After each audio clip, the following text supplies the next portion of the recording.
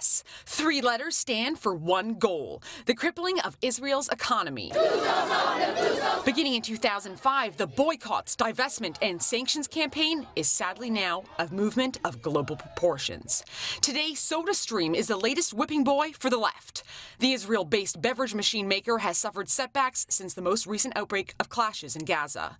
While this week, infamous British MP George Galloway declared the northern city of Bradford an Israel-free zone. Meanwhile, boycotts have cost Israel's agricultural sector over 100 million shekels. That's the equivalent of $30 million in the past year alone. But Israel's freedom-loving allies are bent on turning the tide. In what's being called a Buycott, the aim of the counter-campaign is simple: show your support for the Middle East's only democracy by purchasing products marked Made in Israel. From Ahava beauty products to SodaStream to Sabra hummus, there are plenty of places to park your dollars. But my personal favorite? Israeli-made firearms. Israel's geographic position between hostile neighbors has meant constant threats to her very existence. But necessity being the mother of invention, Israel has now become one of the world's top manufacturers in small arms. The country is birthplace to the iconic Uzi submachine gun, Galil rifle, and the mammoth Desert Eagle of Hollywood fame. But Israel's latest wonder gun takes things to a whole different level. Meet Israeli Weapons Industries TAR-21, or Tavor. Developed in close cooperation with the Israel Defense Forces, the Tavor was created to adapt to the urban combat Israeli troops experienced in the First Lebanon War. The rifle entered limited service in 2003 and has since seen action in the 2006 Lebanon War and most recently in Gaza. Today, all IDF infantry units are being transitioned to the Tavor as their primary rifle. A shorter version, the Micro Tavor, is also being introduced. This thing is battle-proven. Mud, sand, water, drop it, drive over it. It can handle it all. And this isn't just a safe queen. A full-length civilian version has been available in Canada since 2007. In a weird twist of fate, we could actually buy one of these bad boys before our neighbors to the south. And while U.S. consumers can now buy a Made in America Tavor, us Canadians, well, we still get the rifles marked Made in Israel.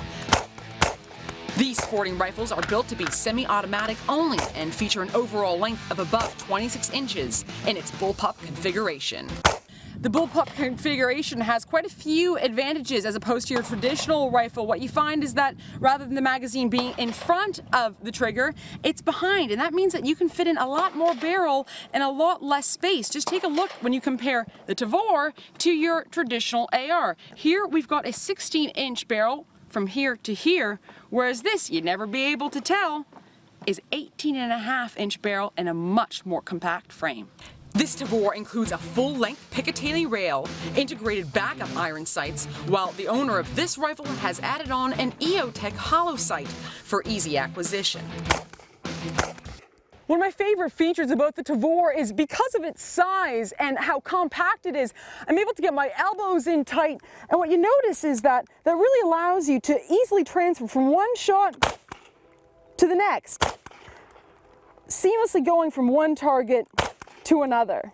And the Tavor is a cinch to field strip. Just pull out the back like this. As you can see, everything conveniently comes out in one piece. When you're ready, stick it back in there, and you're ready to rock and roll. With simple field stripping capabilities and excellent ergonomics, it's easy to see why the parent system of this rifle has seen field use by the IDF while hitting a target market among civilians worldwide. Just 9 months after entering the U.S. market, the Tavor rifle was selected as the 2014 Rifle of the Year.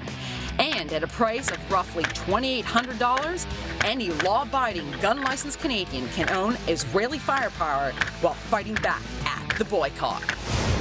Faith Goldie at Silverdale Gun Club in St. Anne's, Ontario.